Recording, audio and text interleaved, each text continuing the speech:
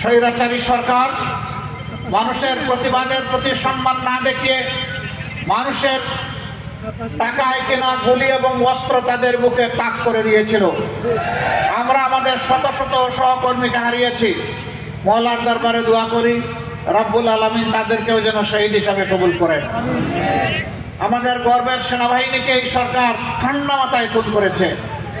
আপনারা জানেন ক্ষমতায় বসেছে তারা 2009 সালের 10 জানুয়ারি, আর পরের মাসেই 25 এবং 26 ফেব্রুয়ারি ঢাকার পিলখানায় তৎকালীন বিডিআরের সদর দপ্তরে 57 জন কমিটেড চৌকস দেশপ্রেমিক সেনা অফিসারকে নির্মমভাবে হত্যা করা হয়েছিল। তাদের পরিবারের সদস্যদেরকে বেইজ্জত করা হয়েছিল, তাদের কাউকে হত্যা করা হয়েছিল। কিন্তু সেই হত্যার রহস্য এতদিন আবিষ্কার হয়নি।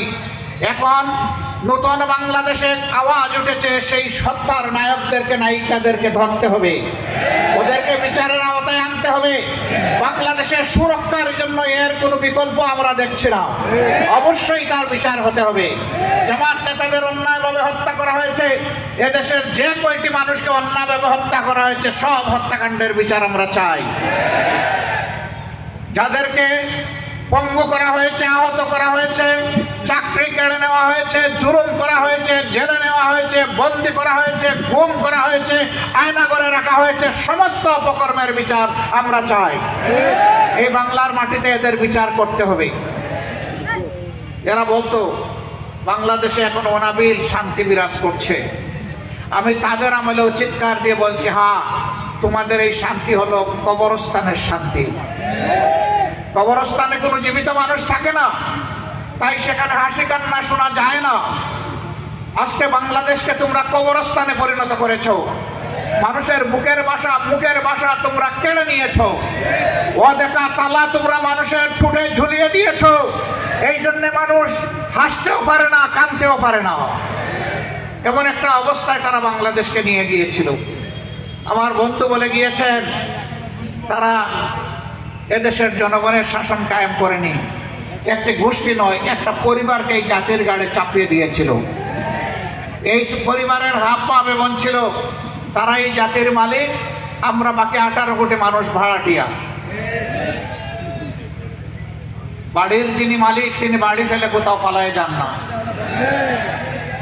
ঘর ছেড়ে কে যায়? ভাড়াটিয়া যায়। তারা বলতেন আমরা এই দেশ ছেড়ে পালাবো না, আমরা অমুকের মেয়ে, অমুকের নাতি, অমুকের পুতি। তো কোথায় গেলেন? কেন পালালেন? আমরাও তো বলি নাই পালাতে, আমরা তো বলেছিলাম থাকেন এবং দেখেন কি কাজ করেছেন, তার পরিণতিটা ভোগ করেন। চলে গেলেন, দলের লোকদেরকেও দুটি কথা বলে গেলেন না, এদেরকে দুঃখের সাগরে ভাসিয়ে আপনি চলে গেলেন। জনগণের খবরটা আপনি ভুলেই গেছেন বহু আগে, কারণ জনগণ আপনাদেরকে নির্বাচিত করে নাই। 14 সালের নির্বাচনে 154 জন বিনা ভোটে পাস, 18 সালের নির্বাচনে রাতের বেলা খালাস, আর 24 সালের নির্বাচনে আমি আর দামি। এই অবস্থায় নির্বাচন করেছে আওয়ামী লীগ। দলীয় প্রার্থী দিয়েছে দলের নামে, আর দলের লোকদেরকে বানিয়েছে স্বতন্ত্র প্রার্থী, দামি প্রার্থী। এইভাবে তারা নির্বাচনকে তামসার বস্তুতে পরিণত করেছিল। আমাদের দেশে যে সমস্ত যুবক যুবতীর বয়স হয়েছে 28 থেকে 30 বছর, তারা তিনটি নির্বাচন পেয়েছিল উপযুক্ত বয়সে, কিন্তু একটি ভোট দিতে পারে নাই। আর যারা বয়স্ক ছিলেন তারা জীবনে কখনো ভোট দিতে পারলেও এই সময় ভোট দিতে পারেন নাই।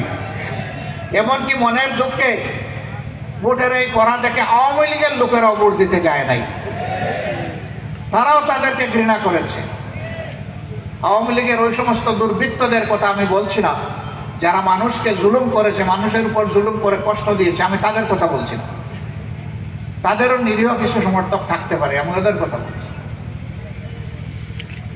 2014 সালের নির্বাচনে 147টি সেন্টারে একটা মানুষও ভোট দিতে যায়নি। 18 সালের নির্বাচন